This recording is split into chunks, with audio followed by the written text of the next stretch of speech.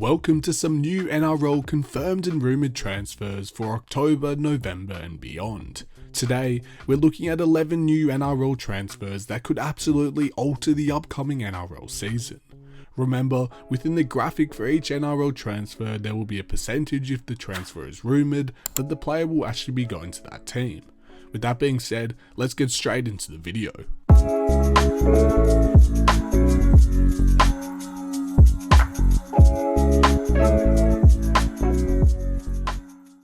Jack Cogger will return to the Penrith Panthers on a 3-year deal starting in 2026, confirming his second stint with the back-to-back premiers. The versatile playmaker who played as Nathan Cleary's understudy during the Panthers' 2023 premiership run had departed to Newcastle in search of regular first-grade opportunities under coach Adam O'Brien. However, Cogger struggled to lock down a permanent role in a revolving Knights halves rotation, paving the way for his move back to Penrith. The deal, signed last week, secures Cogger through to the end of 2028 and positions him as a likely bench utility, capable of filling in at halfback, hooker or 5'8". With Brad Schneider bound for the Dolphins and Dane Laurie also departing, Cogger's return provides stability and experience in the utility role. At 28 years old, he could well finish his career at Penrith, having already enjoyed stints with the Bulldogs, Knights and Huddersfield Giants in England. The Manly Sea Eagles have secured the services of Sydney Roosters utility Zach Dockett-Clay on a 2-year deal commencing in 2026. The 30-year-old is expected to fill a valuable utility role, particularly in the number 9 jersey, an area where the Sea Eagles have lacked depth and speed in recent years. Standing at 171 centimeters and weighing under 90 kilos, Dockett-Clay's smaller frame and quickness through the middle are seen as assets that can complement Manly's large forward pack. While not expected to be the club's first choice hooker, his versatility across multiple positions makes him a strong option off the bench. With 9 players departing Brookvale, the Sea Eagles' recruitment drive has been limited, but Zach Dockett-Clay's experience offers a reliable addition to the squad for 2026 and beyond. Gold Coast Titans winger Alefiana Khan-Pereira appears increasingly likely to leave the club, with the New Zealand Warriors given formal permission to negotiate with him. Khan-Pereira was initially shopped around earlier in the year during Des Haslett's tenure, but new coach Josh Hannay was keen to retain him for the final year of his contract. However, with the Titans finishing second last in 2025 and embarking on a significant roster rebuild, it now seems probable that Khan-Pereira will depart before his deal expires. The Warriors are believed to be front-runners for his signature from 2026 as they look to add strike power out wide.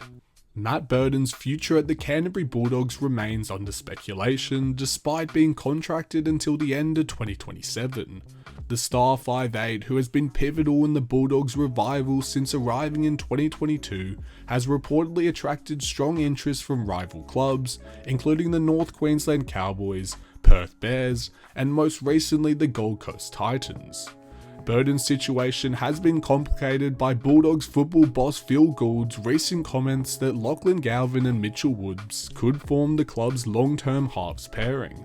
While Burton has been a consistent performer for the Bulldogs and representative sides including New South Wales and Australia, his long-term role at Belmore is uncertain, fueling rumours that he may leave earlier than planned. Nelson Asofa-Solomona's time at the Melbourne Storm could be nearing an end, with reports that the club is open to moving the hulking prop on. Despite playing 215 games and winning 2 premierships with Melbourne, Asofa-Solomona has struggled for form and game time in 2025, appearing in just 12 matches and recently copping a 3-game suspension.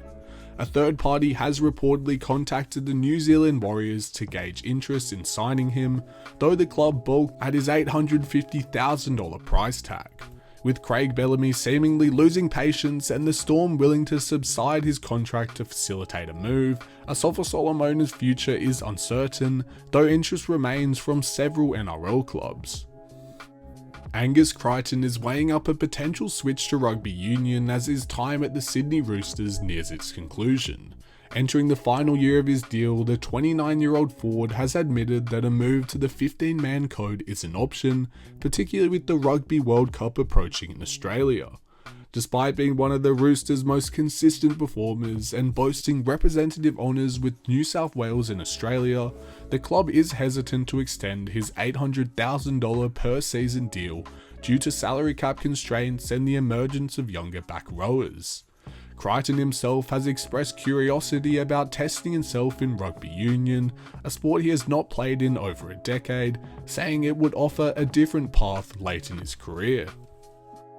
Reagan Campbell-Gillard is the latest Gold Coast Titans player linked with a move abroad, with reports suggesting he's in negotiations with the London Broncos for a potential 2026 transfer. The veteran forward, who has played close to 250 NRL games for Penrith, Parramatta and the Titans, could be sacrificed as the club seeks to free up salary cap space during their rebuild. Earning around $500,000 per season, Campbell-Gillard would command marquee money in the Super League. The Broncos are seeking a frontline forward after missing out on Josh Papali'i, and Campbell-Gillard's experience and presence could make him a valuable addition to their pack.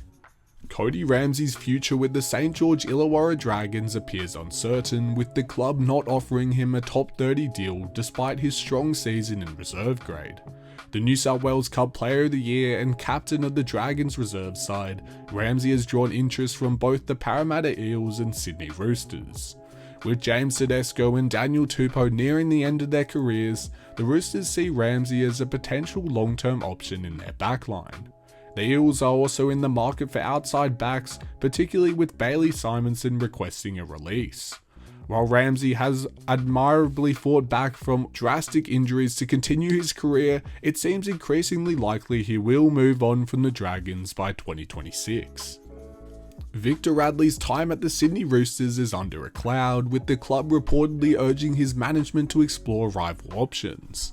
Linked to text messages in an investigation involving former teammate Brandon Smith, Radley has drawn the scrutiny of Roosters power broker Nick Politis, who has maintained a zero-tolerance policy toward drug-related scandals. While no decision has yet been made, both St Helens and the London Broncos are monitoring Radley's situation and have expressed interest should he become available. Broncos stakeholder Darren Lockyer has confirmed that Radley would be a major target as the club seeks to sign experienced NRL players to strengthen its squad. Tom Trbojevich's future at Manly has been thrown into doubt after negotiations over his contract extension soured. Initially agreeing to a 3-year deal worth around $2.5 million with a reported $850,000 per season, Trbojevic was left frustrated when the Seagulls board reduced the offer by almost $100,000 per year. Already accepting a pay cut due to his injury history, the fullback was angered by the club shifting the goalposts, leading to renewed speculation of a move to the Super League. Warrington Wolves are reportedly keen to secure his services on a 2-year deal from 2026, despite the contract being worth less than Manly's revised offer. Whilst Eagles CEO Tony Maestrov later sought to clarify the situation and tabled a revised deal closer to the original figure, the breakdown in communication has left Trbojevic assessing his options abroad. Veteran journalist Phil Rothfield suggested that, much like the Daly Cherry Evans saga years earlier, poor negotiation tactics could once again cost Manly one of its biggest stars. Bankstown junior Gordon Chan-Kum-Tong is set to join the Canterbury Bankstown Bulldogs after failing to secure a new deal with the Manly Sea Eagles. The hooker, who emerged as a depth option at dummy half for Manly, will provide valuable squad depth for the Bulldogs heading into 2026.